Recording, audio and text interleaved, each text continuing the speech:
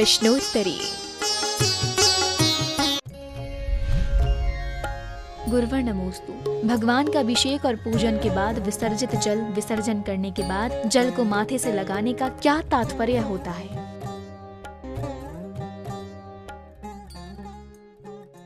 माथे पे लगाने का अर्थ वो गंदोदक तो नहीं है, ये तो पक्का है, लेकिन उसको माथे पे लगाने का अर्थ है हमने पूजा की स्थापना की थी, तो जो गुणानुवाद हमने भगवान के गाए हैं उस आस्का को अपने सिर पर लाने का कारण है शुद्ध सम्यक दर्शन है। आस्का को लेना, पूजा करना सम्यक दर्शन का प्रतीक नहीं है। पूजा तो सभी लोग करते हैं। भगवान का गुणानुवाद करना सम्यक दर्शन का प्रतीक नहीं है, सभी गुणानुवाद करते हैं। सबसे बड़ा सम्यक दर्शन का प्रतीक है आस्का। यदि आस्का नहीं ली है आपने तो ये पूजा व्यवहाराभासी क्रिया कांड के अंतर्गत जाएगी। आस्का का अर्थ ही जैन दर्शन की विशेषता है। आस्का का अर्थ मालूम क्या होता है? आस्का का अर्थ होता है, हे भगवान, जो गुणानुवाद मैंने आपके किए हैं वे गुणानुवाद मुझे प्राप्त हों, सुरधारिये वंदे तद्गुण लब्धे। वंदना करना तो हर व्यक्ति में है, लेकिन तद्गुण लब्धे, इसलिए जो आस्का अपने यहाँ लेने की बात कही गई वो गंदोदक तो नहीं मानना, वो ये है कि ये गुण मेरे में प्रकट हो। भगवान, मैंने आपका गुणानुवाद किया, पूजा की, पूज्यता, वो पावनता, पवित्रता मुझे भी प्राप्त हो, इसलिए आस्का लेना चाहिए। पहले पूजाओं के अंत में एक कोष्टक में इत्याशीर्वाद पुष्पांजलि छिपेत लिखा रहता था। अपने हाथ से क्या आशीर्वाद लेना? इत्याशीर्वाद का अर्थ होता था आशीर्वाद ने उपलब्धि, प्राप्ति। जो मैंने आपकी पूजा की है वह पूजा वे गुण मुझे आशीर्वाद के रूप में प्राप्त हों। ये इसलिए आस्का शुद्ध जैन दर्शन के सम्यक दर्शन का प्रतीक है, लेना ही चाहिए। अब जो स्थापना ही नहीं करेंगे वे क्या आशीर्वाद कर लेंगे? स्थापना करना जरूरी है। कोई भी जैन आगम में जितने प्रतिष्ठा पाठ है, एक भी प्रतिष्ठा पाठ में बिना स्थापना के पूजा नहीं है। कहीं भी नहीं लिखा, जितने भी लिखे सब में स्थापना होना ही चाहिए। वो भगवान की स्थापना नहीं है, वो पूजा की स्थापना है। गुरुवर नमोस्तु। पुण्य और पाप का मुख्य निमित्त क्या है? वो भी निमित्त एक संबंध होता है। जैसे अभी पुण्य और पाप किसी ने बांध लिया तो उसके उदय आने के लिए भी पुण्य पाप निमित्त चाहिए। यानी मान लीजिए पुण्य पाप बांध लिया और क्षेत्र पाप का मिल गया, नरक मिल गया, तो पुण्य का उदय सारा पाप में परिवर्तित हो जाएगा। और मान लो देवों का निमित्त मिल गया तो सारे पुण्य की उदीर्णा हो जाएगी। तो जैसे बंध के लिए द्रव्य क्षेत्र काल भव भाव की जरूरत होती है, ऐसे ही उदय में आए हुए कर्म के विपाक भोगने के लिए भी द्रव्य क्षेत्र काल भव भाव की आवश्यकता होती है। यदि द्रव्य क्षेत्र काल भाव विपरीत है तो हमारा पुण्य भी पाप के रूप में संक्रमण होकर वही वर्गणाएं हमें दुख का कारण बन जाएंगी। और यदि पुण्य रूप है, जैसे मैंने कहा था कि महाराणा प्रताप ने वही किला बनाया, जब वो अंदर थे तो वे दीवारें उनके लिए पुण्य का कारण थी, और जब वो बाहर हो गए और दुश्मन अंदर हो गया तो वही दीवारें उनको घातक बन गई। अब वो अंदर नहीं जा सकते, दीवारें उन्हीं की थी। अब क्षेत्र उल्टा मिल गया तो वो दीवारें बाधक हैं, और कल क्षेत्र उनके अनुकूल था तो दीवारें साधक थी। ऐसा ही मानना चाहिए। गुरुवर नमोस्तु। जैन धर्म के अनुसार धृतराष्ट्र अंधे नहीं थे, तो गांधारी ने आंखों पर पट्टी क्यों बांधी थी? गांधारी ने पट्टी बांधी ही नहीं। गांधारी को जैन दर्शन में ये क्या कि उनके पिताजी जो थे धृतराज, वो अंधे थे पुत्र के मोह में, कि वो कुछ भी पुत्र करता जाए उस सबके यहाँ भरते जाते थे।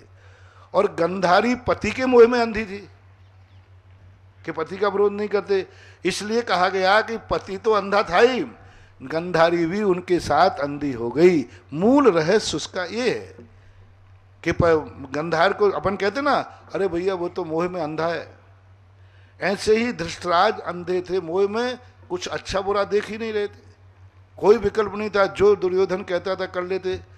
तो लोगों ने कहा धृतराष्ट्र तो पुत्र मोह में अंधे हैं। तो गंधारी तो बोले वो तो सती है, वो पति मोह में अंधी है, कि पति जो करेगा उसका विरोध करने की हिम्मत उसमें नहीं है, इसलिए ये अंधेपन की बात है। जैन दर्शन में गंधारी ने पट्टी नहीं बांधी। बहुत सारी चीजें हैं, जैसे रूपनखा की नाक काट ली लक्ष्मण ने। अरे क्षत्रिय लक्ष्मण की नाक कैसे काटेगा? काट ही नहीं सकता। उसका प्रस्ताव पास नहीं, प्रस्ताव स्वीकार नहीं किया, तो अपन कहते नहीं वहां जाकर के मैं अपनी नाक कटाऊं क्या? यानी उसकी बेइज्जती हो गई। शूर्पणखा के प्रस्ताव को लक्ष्मण ने नकार दिया तो उसकी नाक कट गई, लोगों ने उसकी नाक कटवा दी। इसी प्रकार कई चीजें ऐसी हो जाती हैं जिनके लिए लोग ऐसा कह देते हैं। वानर वंश था, उनको बंदर बना दिया। गुरुवर नमोस्तु। मायाचारी करने से त्रियंच गति का बंध होता है, फिर मनुष्य मायाचारी क्यों करता है? त्रियंच बनना है तो होगा, क्योंकि उसको त्रियंच बनना अच्छा लगता होगा इसलिए मन कर रहा है। मायाचारी की भी क्वालिटी होती है, उस सीमा तक मायाचारी करेगा। देखो मायाचारी तो माया कसाय का उदय तो सब में रहता है। वो मायाचारी के संबंध में दो प्रकार की बातें ध्यान रखना। एक, उसने धर्म की रक्षा के लिए मायाचारी की। मैंने एक दिन कहा था धर्म झूठ बोलना भी सिखाता है, मायाचारी भी सिखाता है। शेर सुदर्शन ने अभया रानी के सामने कह दिया मैं नपुंसक हूं। क्या यह झूठ नहीं है? क्या यह मायाचारी नहीं है? क्या वो नपुंसक थे? बच्चे वाले पिता थे। लेकिन अब कितनी बड़ी मायाचारी, कितना बड़ा विश्वासघात, कितना बड़ा विश्वासघात किया। तो क्या ऐसी मायाचारी करने वाला भी त्रियंच बनेगा? क्यों? ये मायाचारी उन्होंने किस लिए की? धर्म की रक्षा के लिए। बिल्कुल झूठ बोले, मायाचारी की, विश्वासघात किया धर्म की रक्षा के लिए। तो इस धर्म की रक्षा के लिए कभी मायाचारी करते तो कोई बात, कभी कभी अपने स्वयं की रक्षा के लिए मायाचारी करता है, वो त्रियंच नहीं बनता। स्वयं की रक्षा करना है, चोर आ गया है, वस्तु को छुपाना है, छुपना है, मायाचारी कर रहा है, झूठ बोल रहा है। चोर कहता है कहाँ धन रखा, कहता है पता ही नहीं, है ही नहीं। तो अपनी रक्षा करने के लिए, अपने परिवार की रक्षा करने के लिए यदि कोई मायाचारी झूठ करता है, ये मायाचारी ग्रस्तों को त्रियंच गति का कारण नहीं बनती।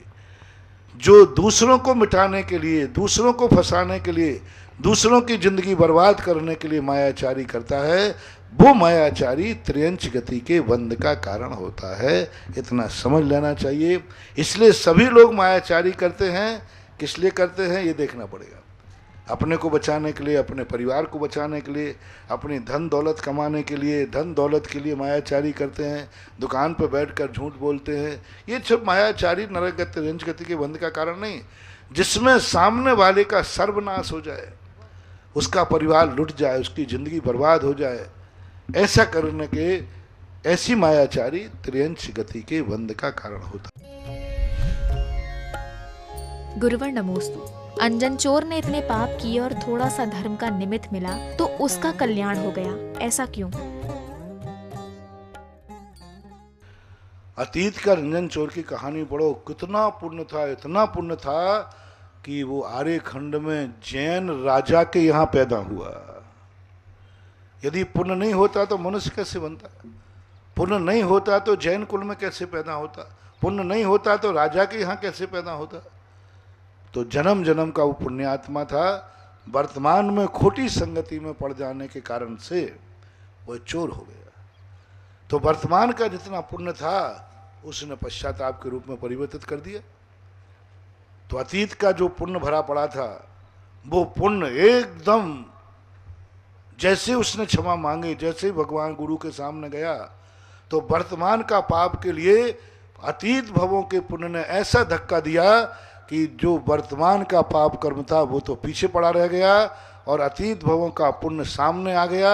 इतने में उसने अपना बेड़ा पार कर लिया, पाप पाप के रूप में पड़ा रह गया।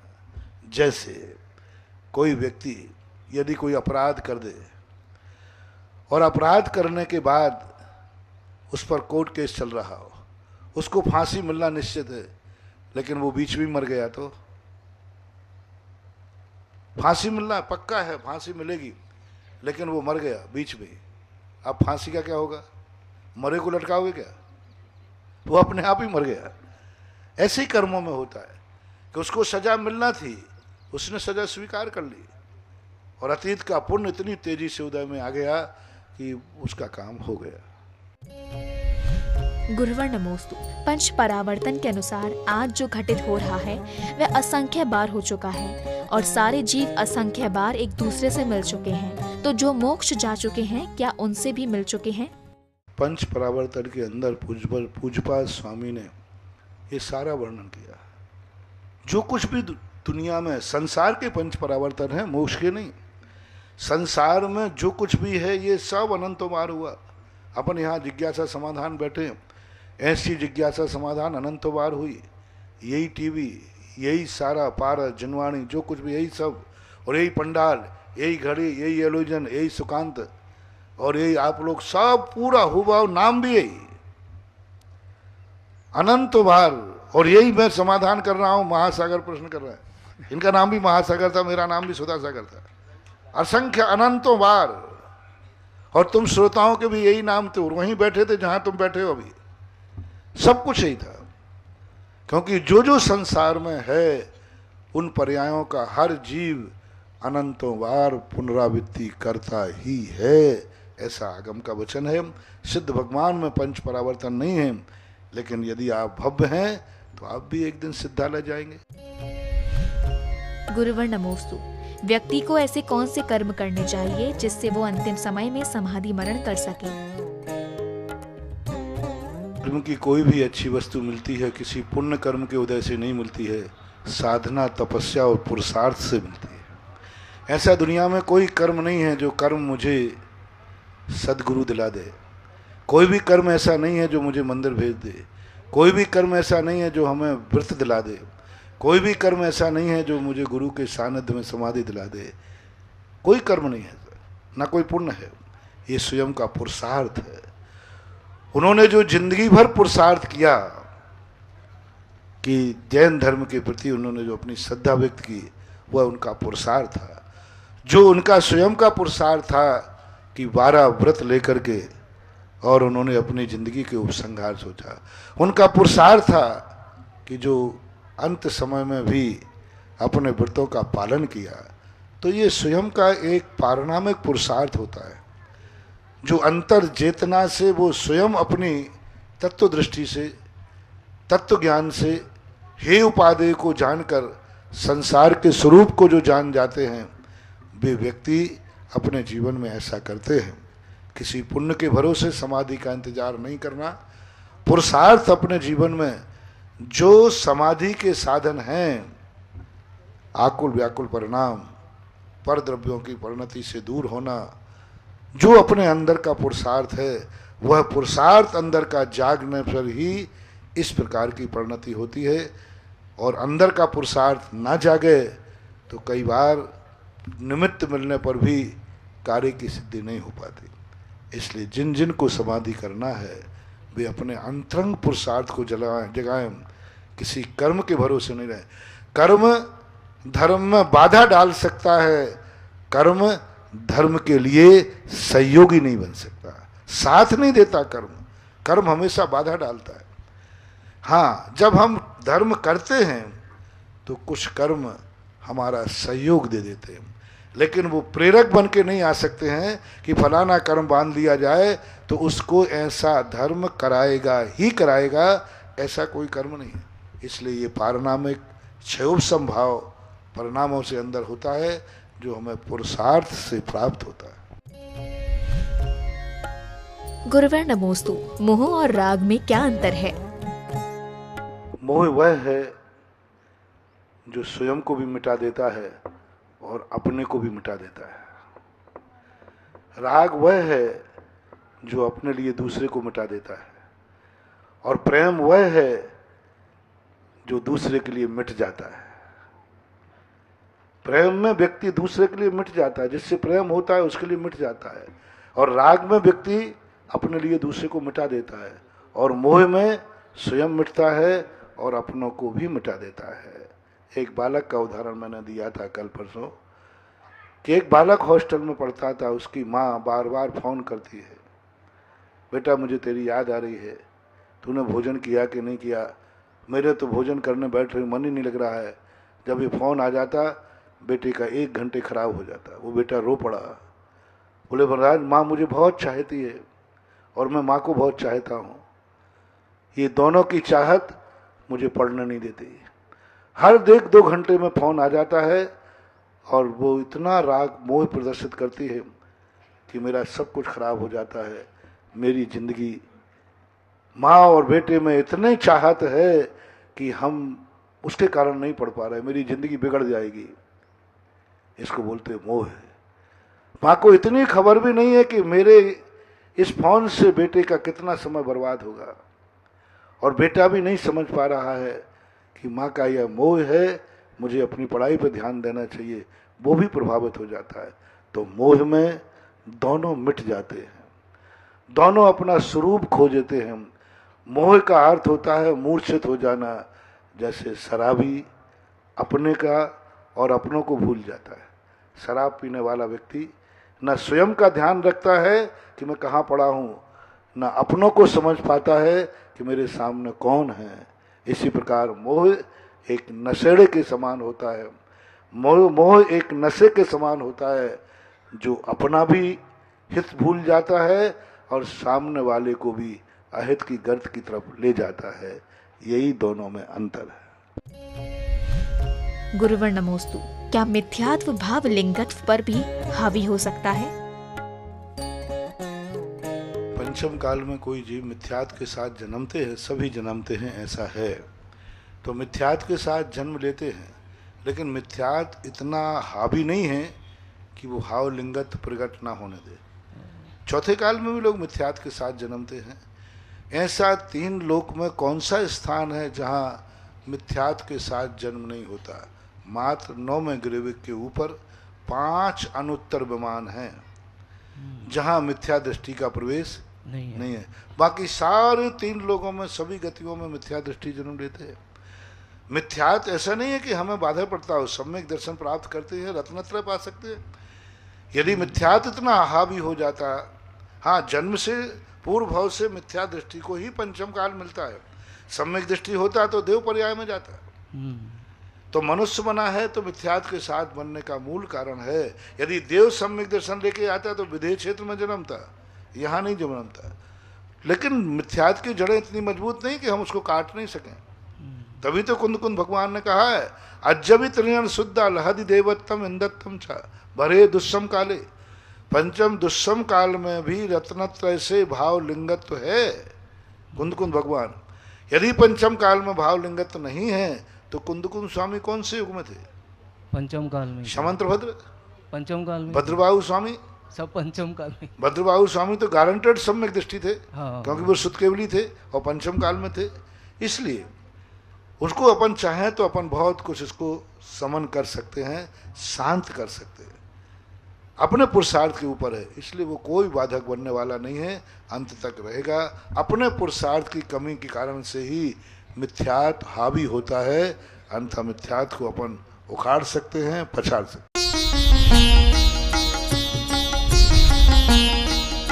सुधा प्रश्नोत्तरी।